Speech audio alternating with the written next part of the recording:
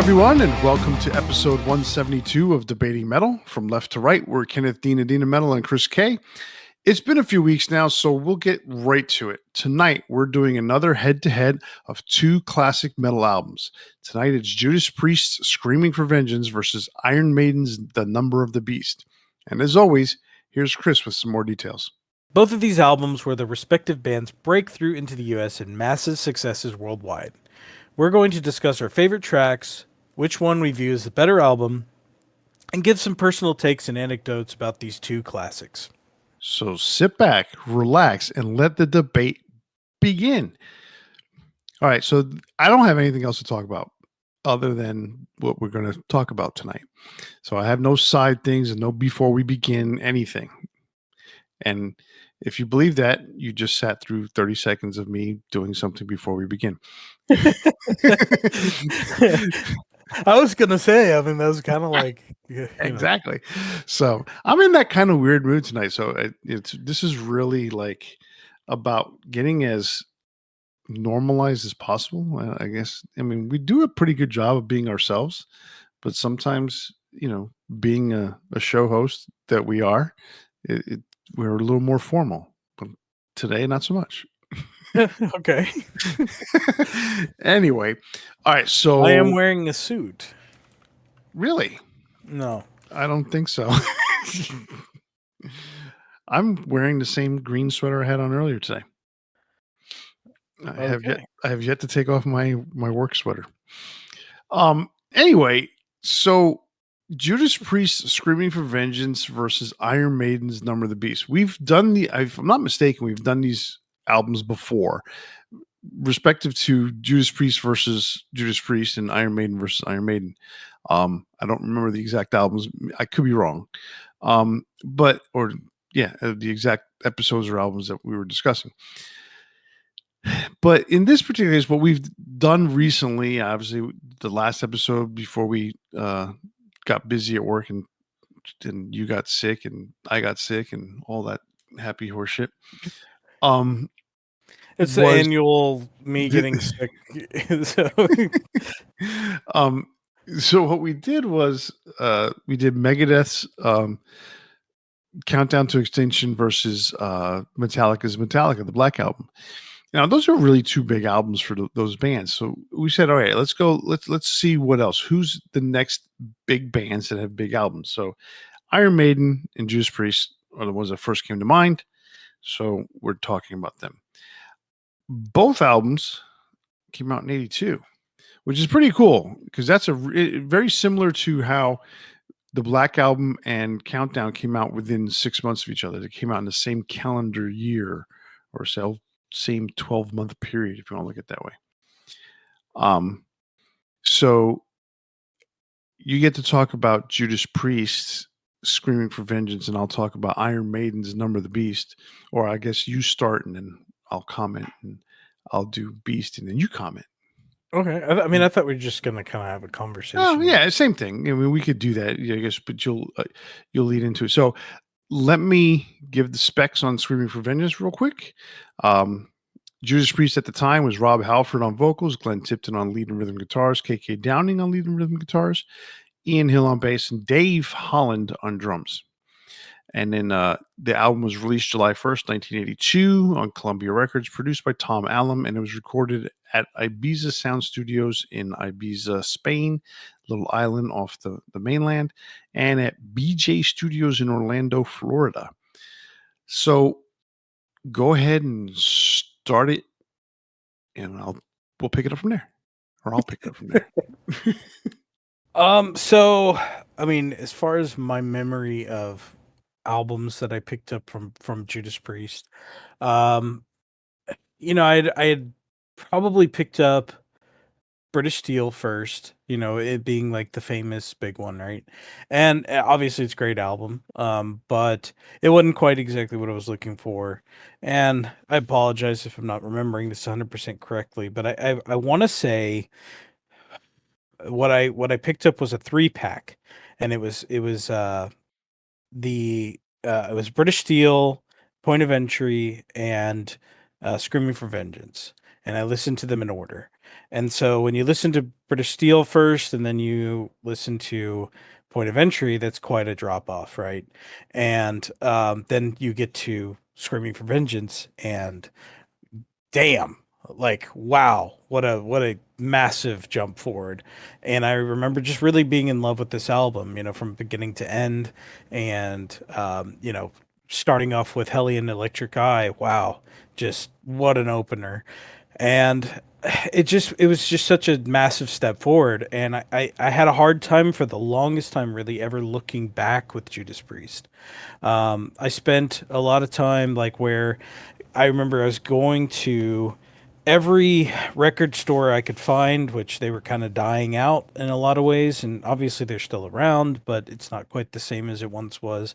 But I was going to Best Buy, and that was where I found a lot of the stuff that I was getting, especially kind of like in the Galleria area. That one was kind of special because it had a much bigger selection than a lot of the other stores. And unfortunately, my favorite record store, which was Diamond Head Records, which I've mentioned many times before, was extinct at this point. So, um, I was always like trying to find the next thing, the next band that I could get into because, as I've said many times before, I really kind of started more in the Scandinavian, uh, spectrum of things. Like I was always looking for like dark and brutal albums, but this one really just kind of caught my attention for a long period of time. I remember keeping it in the car, um, yeah, probably months.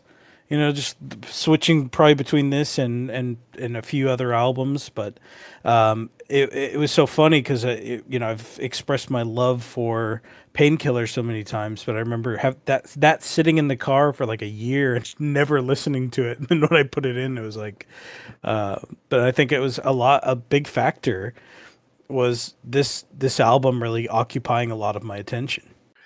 You know, this album, Screaming for Vengeance, that 3-pack that you picked up, that's a weird 3-pack to put together.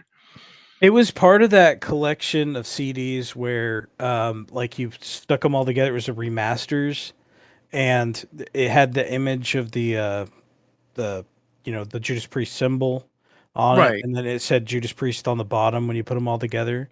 And I don't know if it was like some special promo or something like that, and that's why they were all together.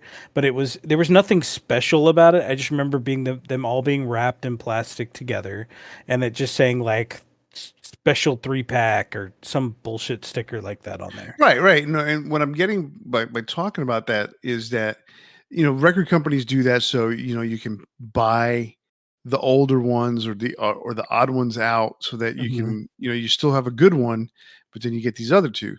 And it's unique in that way. I've seen it with many different artists over the years, especially, and it's mostly done by Sony Music or Columbia Records or CBS Records back in the 80s and 70s. But that 3-pack, British Steel, okay, British Steel's a great album, but when you try to sit there and say, how metal is it compared to Screaming for Vengeance? It's not as metal, Yeah, for sure.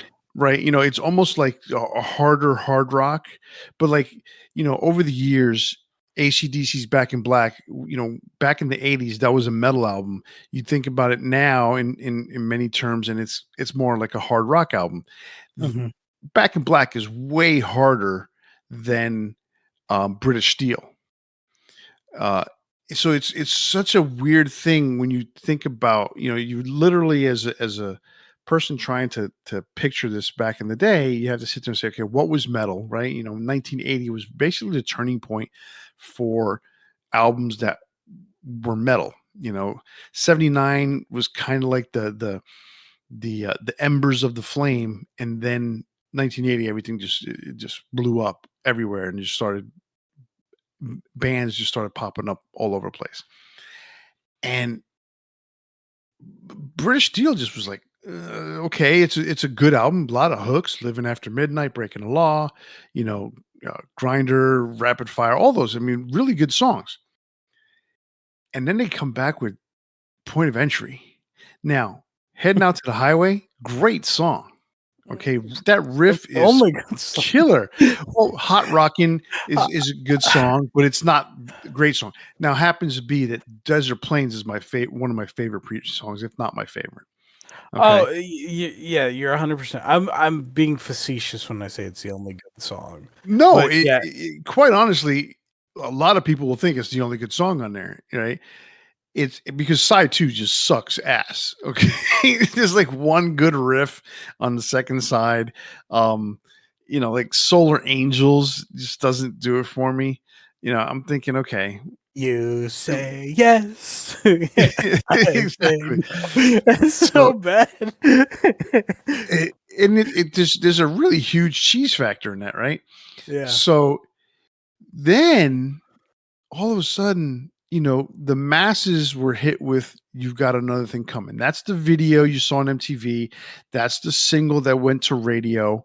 That's the only single that went to radio, and that was a throwaway track. It's like the 7th song or 6th song on the album, okay, Yeah, I agree. It's a throwaway track. It's one you of my don't least like it as favorite on you the don't album. right, you don't like it, but here's the thing, if when you think back to 1982, that song is crazy heavy compared to everything else Oh, Priest had done absolutely. before that. Like for You know, the public, consumption, it is something that is like edgy, right? And especially in comparison, like obviously, if you grew up listening to you know Cannibal Corpse, you're gonna listen to that and you're gonna be like, childish, right? But then but if you grew up listening to Cyndi Lauper, it's gonna be like, wow, this is like rebellious, you know? oh, rebellious. It's heavy. It's Yeah. metallic. In some cases, satanic. People love to throw that word out there. But the video, I mean, the video is what made it edgy. The Mhm. way that it was filmed, the fact that when he gets to the big scream at the end of the third chorus, he the guy's head blows up in the video. It's like holy shit, it's kind of like a Scanners moment. Um, that in and of itself was really different. And so you get so you're a kid now. You see this video, like, all right, I'm going to go out and get this album, and you go out and you get hit with an immediate difference of one album to the next. When you go from Point of Entry to the Helion, and it's like, holy shit, this is really like heavy. Not even heavy in the sense of weight. It's metallic sounding. Yeah, I think there's a better word for it. Yeah. And so it's not really like another thing coming that song sounds heavier, weightier, right? But the Helion just is bang. I mean, it just burst into your face. And then you Like Rob Alford. yeah, like Rob Alford, and then 30 seconds later, you have or 45 seconds later, whatever it is, it hits that chord and it jumps into the electric eye. And man, that's just an amazing song. Oh yeah. No, I mean, the if you really like listen to the track list, I mean, it's just like straight through. It's kind of banger after banger, right? Like Hellion, Electric Eye, Riding on the Wind, even like Bloodstone. Like sure, it slows things down a little bit, but like it's a cool song. And Take These Chains, I think, is probably gonna be a lot of people like Take These Chains, Pain and Pleasure are gonna be those like two songs that maybe um turns some fans off, but they have like this, obviously like kind of sexual connotation, right? And especially at the time, like that's very exciting if you especially if you're a young person and it's like a new concept for you, right? So like there is still this like energy and excitement to it. And then you start side two, Screaming for Vengeance. You got Another Thing Coming, Fever, and Devil's Child. Like all of those are really great songs. I don't hate You Got Another Thing Coming. Like just to be clear, I don't hate it. I just don't think it's like as exciting as a lot of people do. Like to me, Screaming for Vengeance or Riding on the Wind or Electric Eye, all those songs are just like fucking killer. But like, I don't get as excited about, you know, the slower kind of tracks, the like the more mainstream tracks. And I mean, I think that's fair. And that's what it is though. It's like it that you've got another thing coming is just that chunky riff, dun dun dun dun dun dun, dun, it goes on. Yeah, I mean, And it's it's cool. like I said, it's weightier sounding, but it's got a killer hook. That's the whole thing. There's so much melody in the verse, and then the hook in the chorus. That's the big song, right? But you have, Electric Eye is got hook after hook after hook in it. You know, Riding on the Wind is great chorus, but Riding on the Wind is just like it just so fast in comparison, Yeah. right? And then to me, so 1982, that's the year before Metallica comes out. It's about 2, maybe 3 years, I think, before I hear Whiplash for the first time. So for me, where, I grew up on pop music and um, I'm I'm riding the wave of Kiss and then trying to learn and this new thing MTV and all these hard rock bands that are popping up in between all the bubblegum pop. Yeah. Um, Screaming for Vengeance was fucking brutal. He screams. I mean, it's a singing scream, but he screams. And it's not For like vengeance. today's scream. Yeah. It's not like today's screaming where it's that kind of mixture with the growl and the death sound and or sounds like a dog getting squeezed or whatever. It's literally like a singing scream that he Dog does. getting squeezed. Well, yeah, think about that. So, um, you know, it was fucking amazing. I mean, that was just to me, it was brutal. And then the fact that the way it's recorded, it sounds so metallic that you like this is fucking heavy metal. Holy Yeah. shit. And yes, that song in terms of pure brutality and metalness is way better than You've Got Another Thing Coming. But you know, It's another all thing about coming is personal taste. I get right. it. But another thing coming has that hook. It's got the mainstream crossover appeal, and that's what was Mhm. big about it. But the funny thing you mentioned something about Take These Chains and Pain and Pleasure. Take These Chains Off is a very important song in the history of Judas Priest because I believe that is the beginning of the collaboration with Roy Halligan Jr. or Bob Halligan Jr. It's not Bob Roy. Pelican. Bob, I don't know. We said Roy. Bob Halligan Jr., which on the next album he plays a huge role with literally Some Heads Are Gonna Roll being their lead single on Defenders of the Faith. You know, so and I believe he's done a song with them again, uh, most recently, like on one of the last two albums. So that's that. So he takes that role. He gives them a song, and they use one of his songs. So that's pretty cool. Um, I mean, it's quite an album. I like the way they produced the album, the production behind it. I mean, it's just the sound is incredible.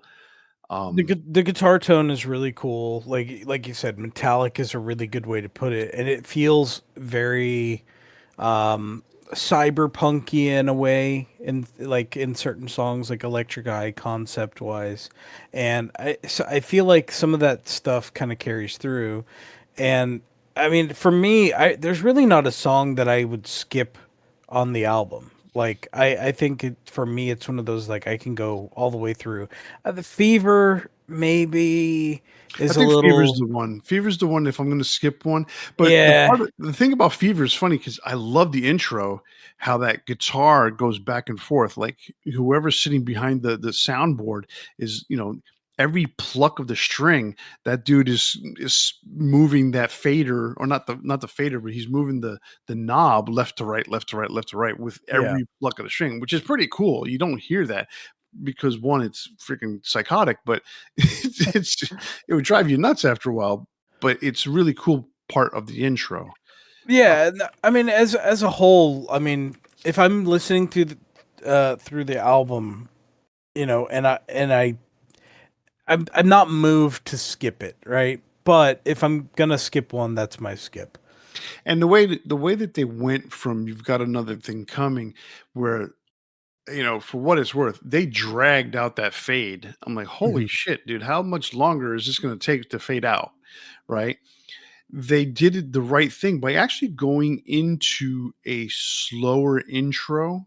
So you have this really long fade. So because you think about the way the sequence of the album is, mhm. or you got this is side two. You got Screaming for Vengeance, which just freaking shot your face off with a shotgun, and you get this kind of calming, normal melodic song with You've Got Another Thing Coming, but it has that long fade out, and then so you're kind of breathing.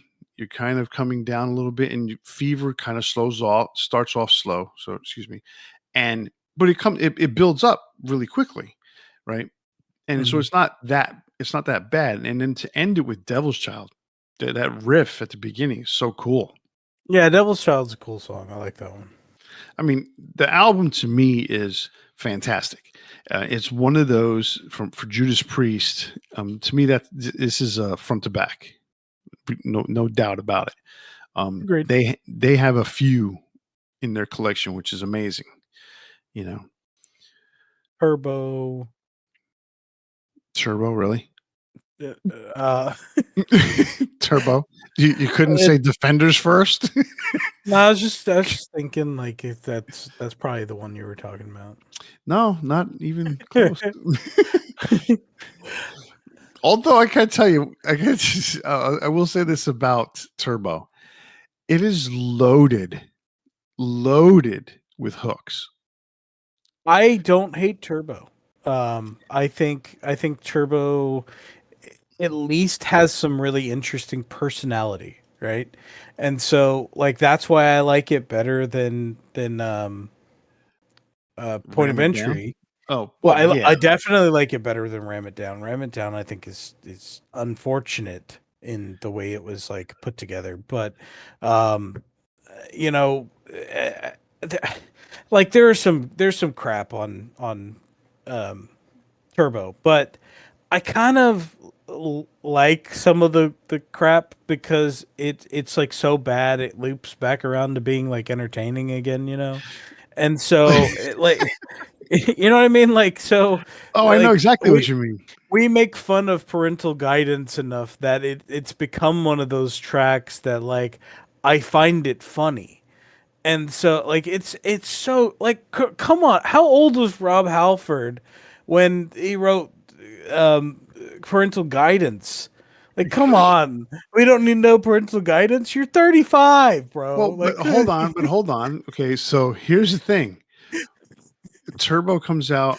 Let's see. Let me look up this Judas Priest discography.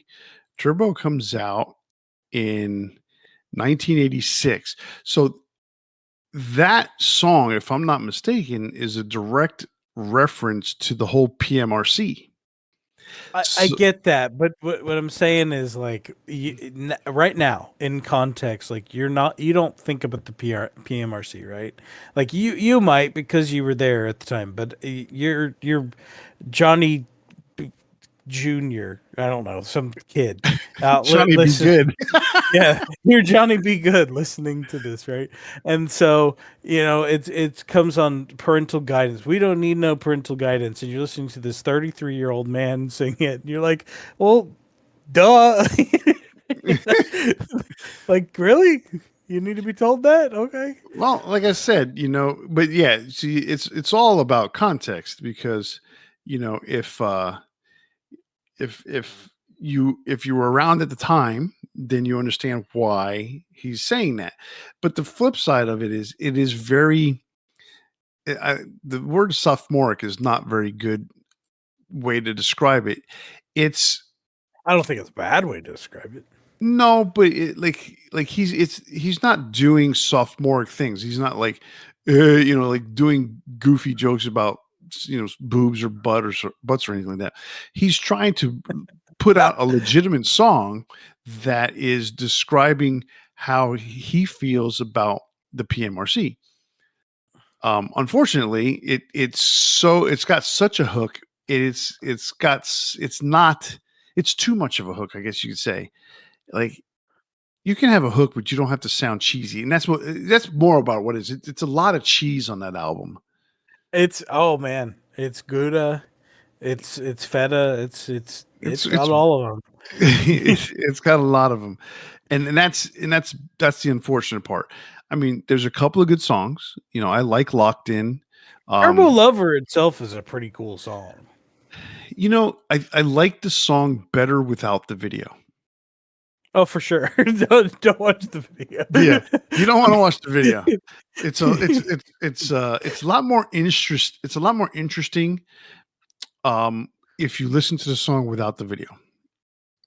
That's all I can say Yeah. about that. We should do And an in-depth Turbo analysis of all Turbo. their videos. Well, we're gonna do so we're gonna do an episode. So for all you guys out there listening, we're eventually gonna do an episode about like the worst albums. I think we did like something like that. And we listed them out, but we're gonna go like into each people's catalog and just pick out an album and just rip it apart. That'll be interesting. I wonder how many hits we'll get on that episode. But we'll do Yeah. like a worst, like a head to head of the two worst albums from like Iron Maiden and Judas Priest, something like that, right?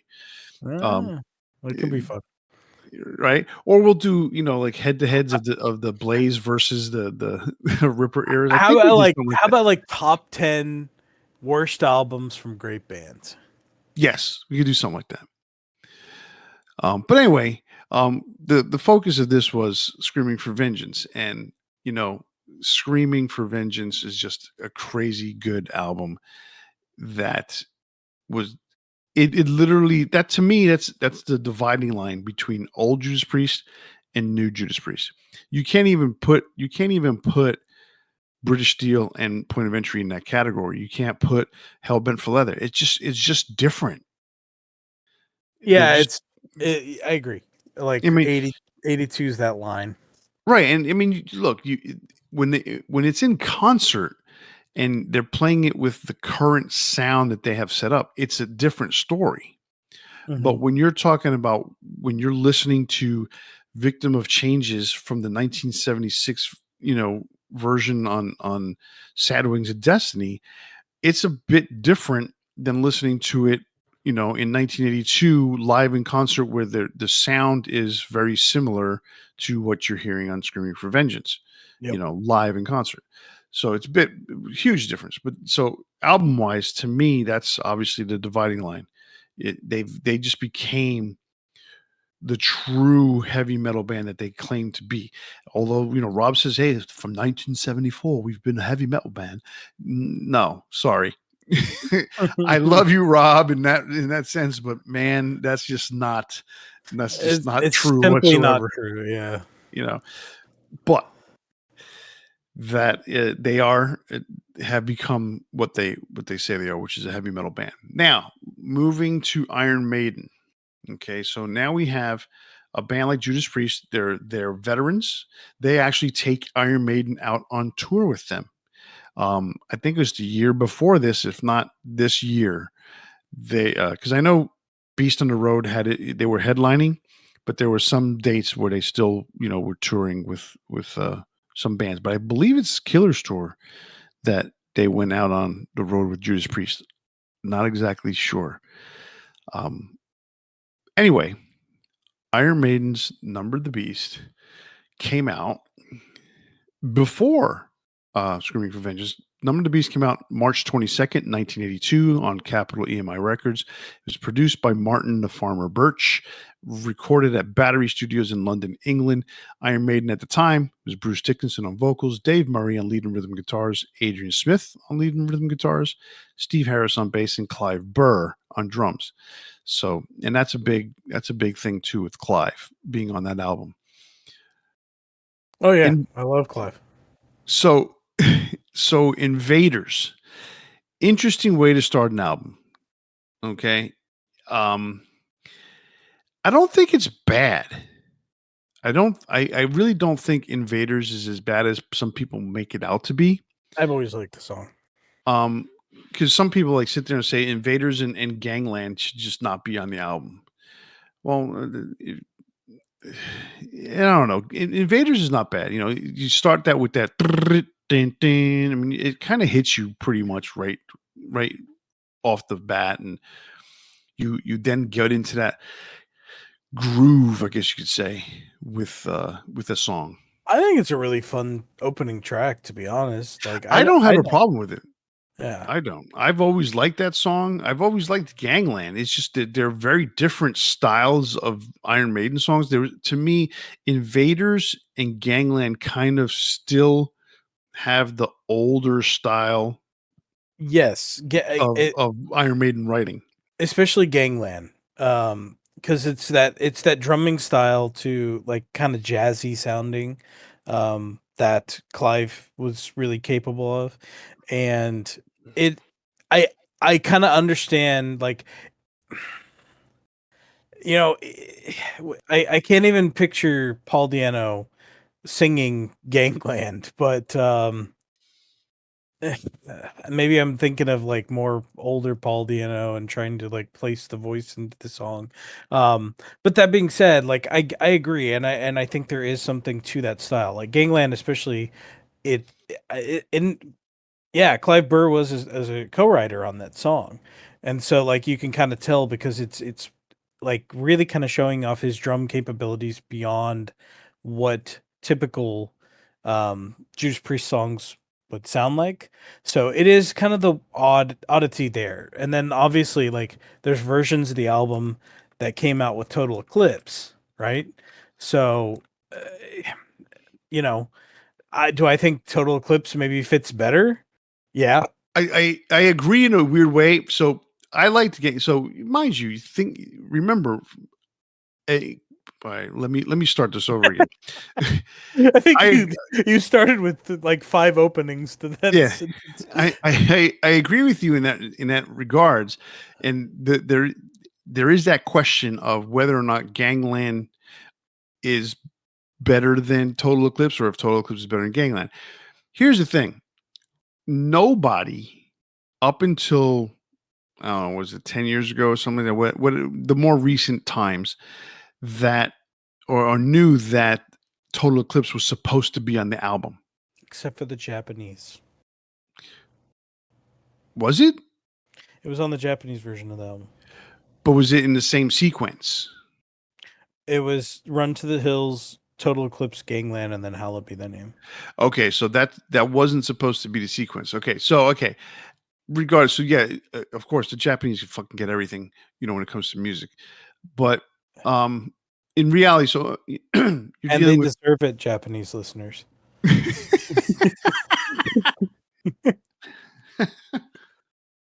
Mm, Do we okay, have any Japanese listeners? I believe we do. Hell yeah. um, no, and there's nothing wrong with that. It's just it's so unfair. And good for them that they always get the bonus tracks. We have to pay like an extra $30. Or To get download it on what did we used to download on? this, Napster. Napster. Napster There we go. or LimeWire.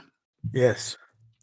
Well, so back then, so 1982, when I first hear the album, first of all, you got the bright blue cover, which has now changed all these years later. Excuse me, Gangland was there, and Total Eclipse was not. Total Eclipse was a B side to the Number of the Beast single, I believe it was. Mhm. So, um, when you think of that, was it the B side? No, or was it To Run to the Hills? I think it was Run to the Hills. Yeah, Run to the Hills was the single for Run to the Hills had Total Eclipse. So that was the first single that came off the album, was Run to the Hills. So you heard Total Eclipse, but it was a B-side. So you didn't think anything of it because Iron Maiden puts out some pretty good B-sides. Yeah. Nobody knew except maybe, the few several thousand Japanese people that listened to the album over there, that Total Eclipse was part of the album.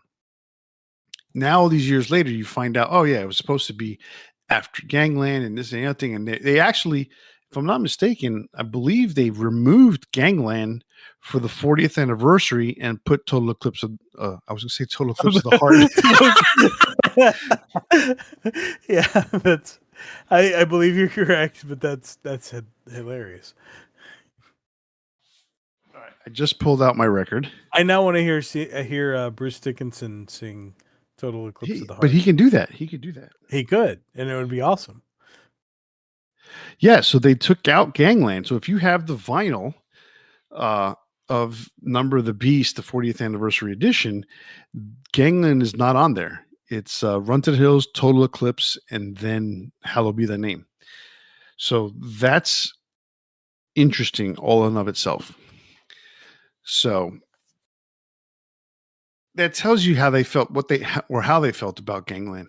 It was basically like Steve said, it was a flip of a coin. They picked Gangland.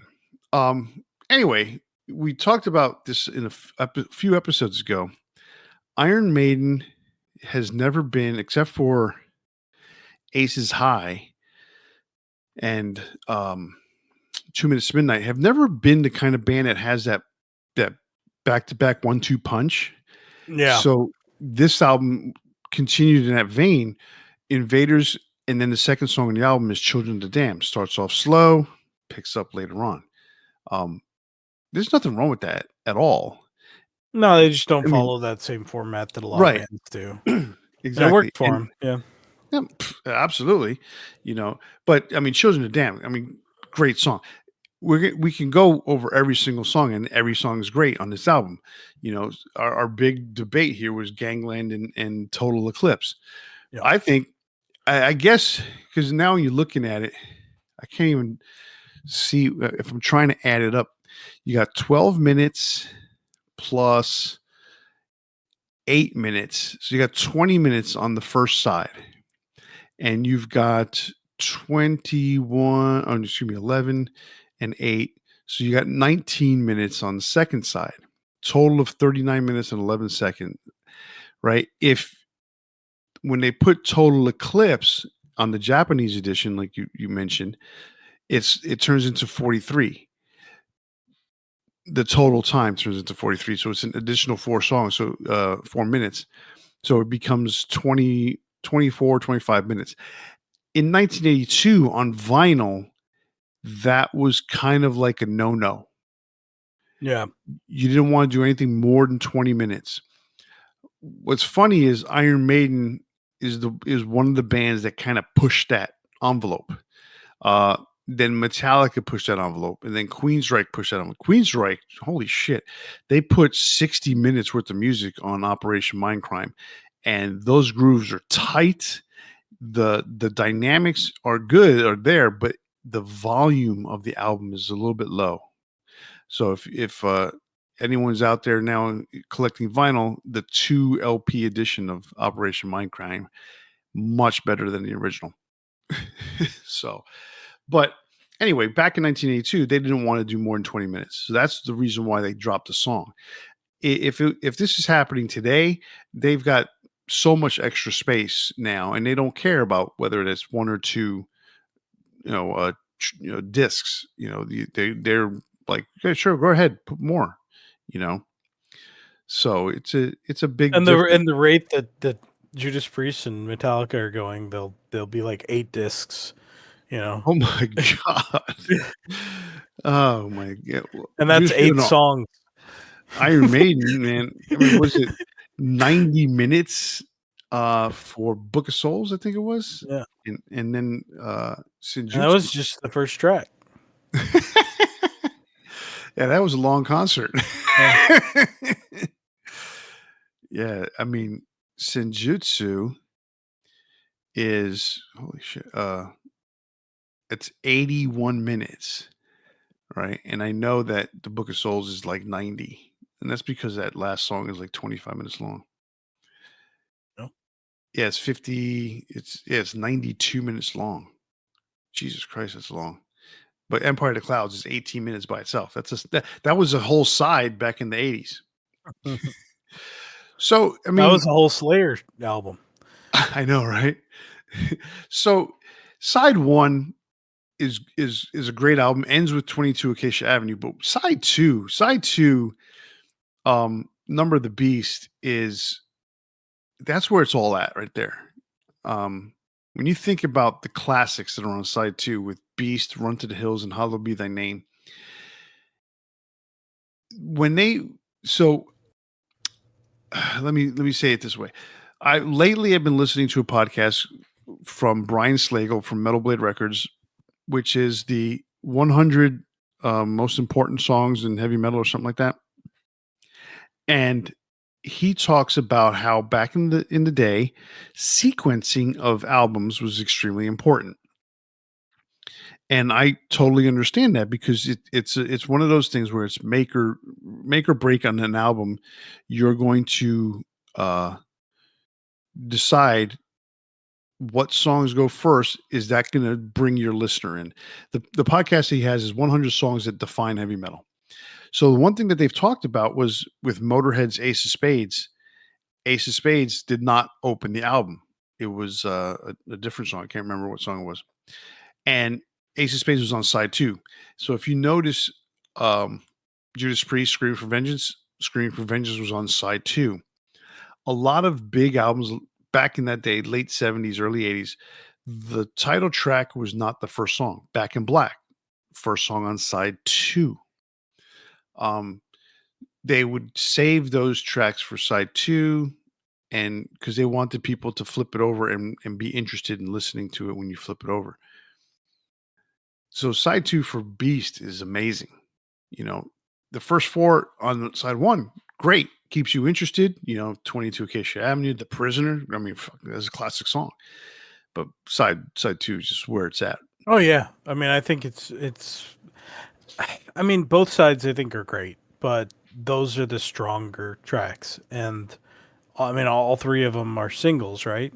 So, or at least the first two are The singles, first but two, how yeah. Hallowed Be Thy Name is I mean, that's their right now. It's the most classic track they have. That's their yeah. closer. So, and many people will still consider this their best album. I kind of sometimes flip flop on it because I do have a massive amount of love for Somewhere in Time, but it's hard to disagree because there is some really truly amazing stuff on this album. So, I I remember kind of finding this one. Let's see, because I went through like these different periods where I would find a band and it was like my goal to find like their entire discography. And I think this one was one of the earliest ones I found from Iron Maiden. I may be mistaken, but I don't seem to have quite the memory of like the journey to find this one. I think it was pretty easy, and obviously because it's such a famous, record from the album. I mean, from the band. So it's not going to be a difficult one to find for I think most people. No, not. I don't think so at all. Um, so let me ask you this: like we kind of didn't do this last time. We kind of mentioned what like our skip would be, I guess. So what would your skip be on this album? Probably Gangland. Okay, I'm actually going to agree with you there. I think it's Gangland in the original version that we listened to, Right. um, Exactly. and then maybe Invaders if you're going the Total Eclipse version. Um, but even then, like, See, but see, for me, if I'm listening to the album, it's like, how do you skip the first song? So you just let it play. right, you just go straight into Children of The- the Damned. right. Yeah, Exactly. So yeah, the funny thing about this album is that when you're putting it on and you're listening to it in its original order, right? mhm. Um, Gangland is only 3 minutes and 46 seconds. It's not a very long song. Yeah. Slightly shorter than Run to the Hills. So it kind of goes in, pretty quickly, in and out. So it's not something where you're like, That's what she said. You're washing the dishes, it's playing on in the background. By the time you put, you shut the water off, you dry your hands, and you walk over to the CD or record player, the song's over. So, Yeah. it's relatively quick. So that's one of those things where it's a skippable song. Like, so if you're in your car and you have the little button by your fingers nowadays, it's easy to skip. Yeah. But for the most part, I try to let everything run its course. Yeah, I agree. All right, so what would be? Let's go back to Judas Priest. What's your favorite song on that album? My favorite on that album, I'm probably gonna say Electric Eye, Okay, I'm gonna go Riding on the Wind. and that's up there. Like, if you would ask, like, it's like Electric Eye, Riding on the Wind, and literally Screaming for Vengeance. Those three songs, which are the hardest three, Yeah. um, are gonna be the ones that I put before You've Got Another Thing Coming. But obviously, You Got Nothing Coming is for me, it's still a great song. I like Electric Eye. It just I like the fact that he changes his vocals 3 times in the verse. Like Oh the yeah, fir so cool. so it's just 3 different distinct styles that he's using on his voice within the first verse, or it was say first verse before the first chorus. And it happened, and it's the pre-chorus. You got the verse. There's 2 different halves to the verse, and then there's the pre-chorus, and then there's the chorus. So the pre-chorus has one style. The 2 halves of the verse have 2 different styles. It's a cool song, and then the guitar solo. Oh my god, the guitar solo is just fucking insane. You know, because it's I can picture seeing it when they played the concert, that's now on the box set. Was originally on MTV. You could just see the close up of Glenn Tipton, doing. It's not even finger tapping so much as his finger is the one plucking the note.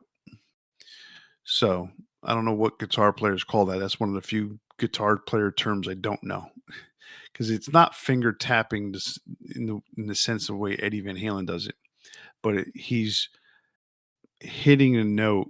I guess it's like a hammer on and a pull off, but with just his one finger, as opposed to um, the with his right hand as opposed to his left hand. I don't know what it's called. Anyway, killer solo. I love the fucking solo, and that's one of those things. Electric Eye for me. All right, so what's your favorite song on this album? I already know the answer, but My go ahead. favorite, my favorite song Mhm. or favorite out Favorite song on Vengeance, or no, on Beast. on Number Oh, of the on Beast. Beast, it's Hollow Be Thy Name. Yeah, I knew the answer, but Yeah. it's also mine. It's very coincidental, but I mean it's such a cool song. I mean, Hollow Be Thy Name is my favorite Maiden song of all time. Yeah, yeah. I So think if you've been listening, you probably know. yeah, Um, the people out there should know that by now. but if you haven't been listening, yeah, you then definitely like both of us love that particular song. I think I'd be heartbroken if I ever went to a Judas Priest. I mean, sorry, if I went to Judas Priest, if I went to an Iron Maiden concert and didn't hear it, You um, didn't hear it on the last one. and I was a little heartbroken. I could sense it. I could see the heart beating, and then you were shedding a tear. And it was just a little more every day. I become a little less human. Um, but um, yeah, I mean, both these albums are really great. It's it's two different sides of the coin. I think it's going to be really tough to decide. But which one do you think is your between the two? Which one do you prefer? For me, I'm gonna lean Iron Maiden because Iron Maiden's my number 2. Number two band. Yeah. I gotcha. Yeah, I would say the same, but I like as a whole, I've expressed this. Like, if it was Number of the Beast versus Painkiller, I might have a harder time picking between the two.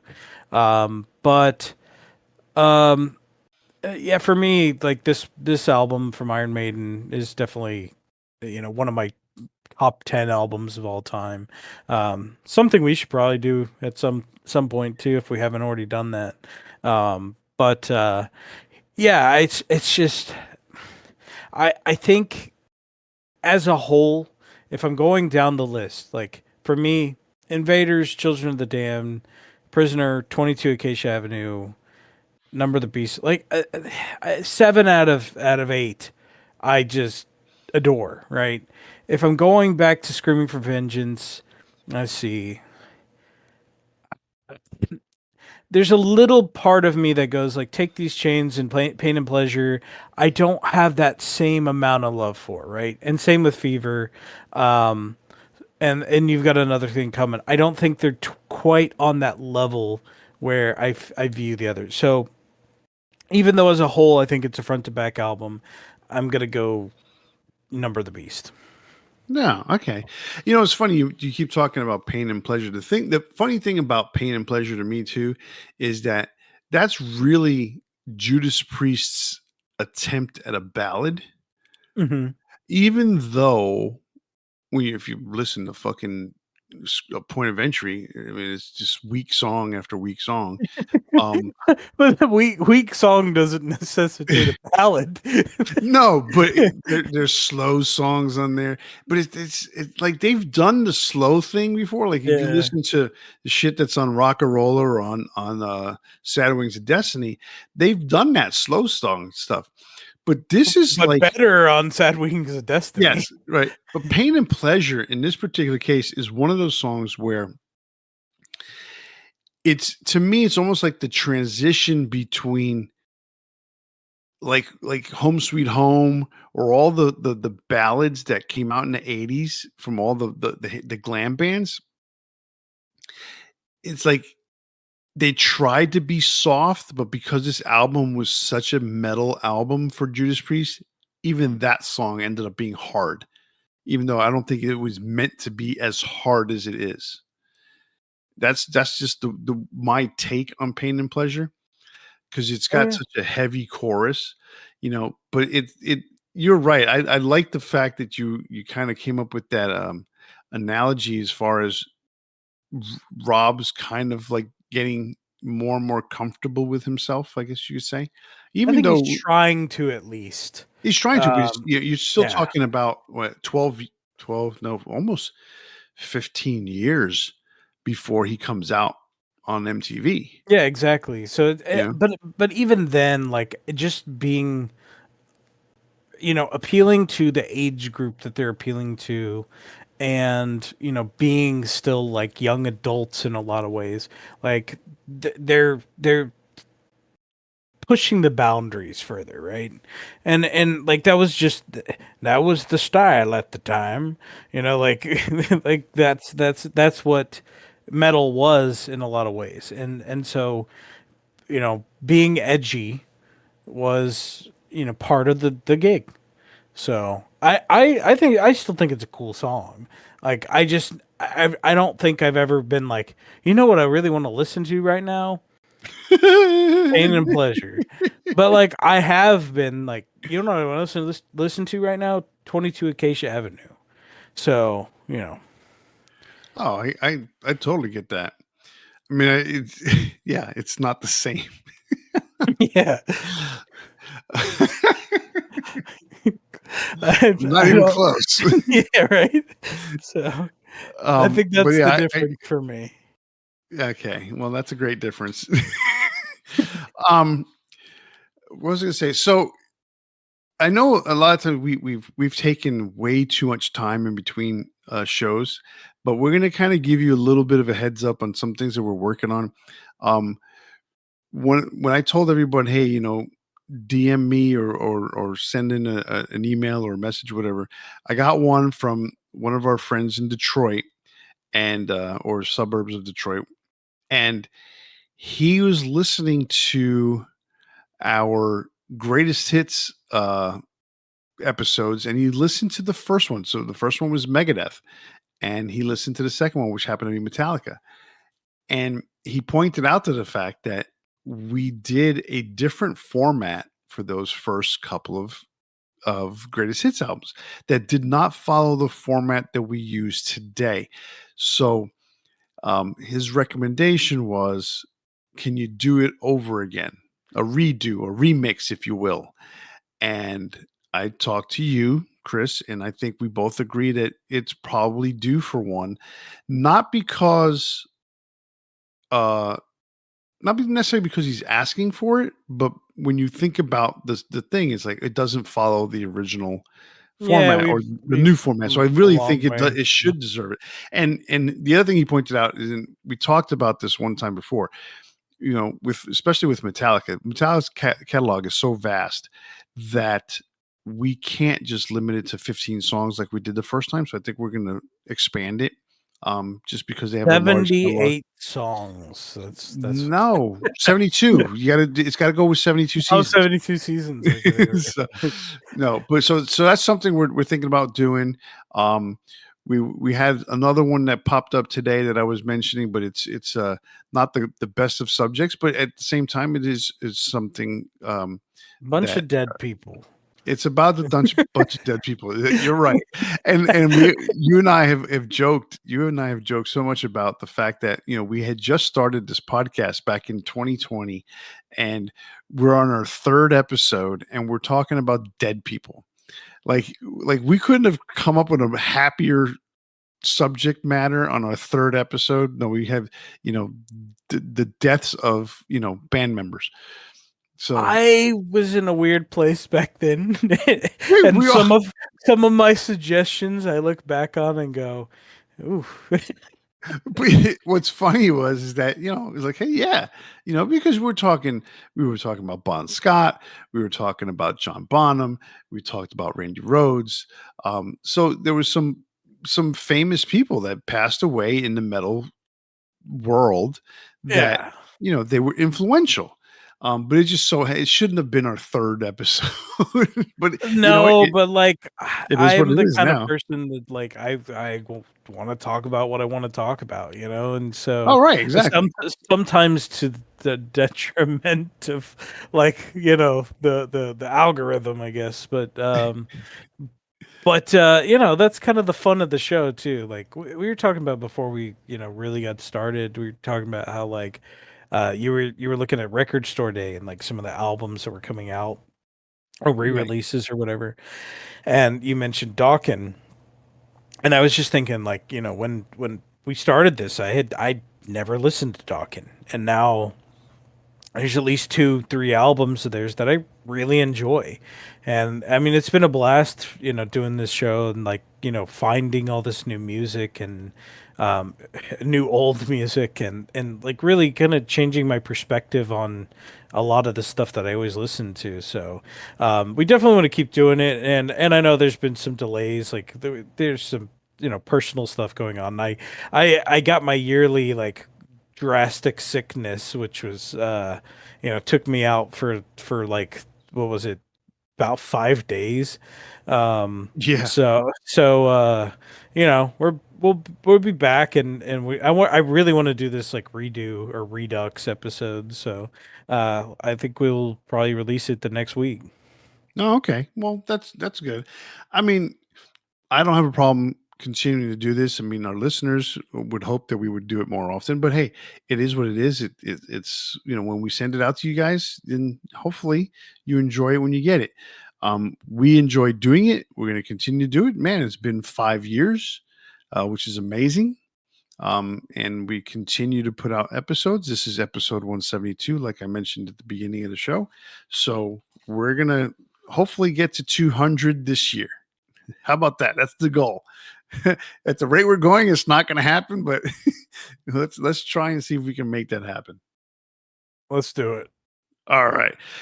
Well, that's our show for tonight. We don't have a big four because we couldn't think of one in time. I know it's been I know it's been 4 weeks, but we've been busy at work. So in the meantime, click like or subscribe on your favorite podcast platform, and we, Chris and I, will be delivered right to your notifications, like that kid that throws the newspaper at your house while he's riding his bike. So enjoy. Paperboy. Yeah, the I love paperboy. that game. Did anyone ever beat Paperboy? Like, I'd never played it. it was just it was really fun but terrible at the same time. So anyway, kind of like Turbo. Um, Wow. so don't forget you can interact with us on Facebook, Instagram, and on our X, formerly Twitter account, and send us an email to debatingmetal@gmail.com. YouTube viewers, click subscribe and ring the bell to be notified when we post a new show. And remember, tune in to the next episode where we'll spark up another exciting metal debate. On behalf of Kenneth and myself, stay safe and always turn it up to 11.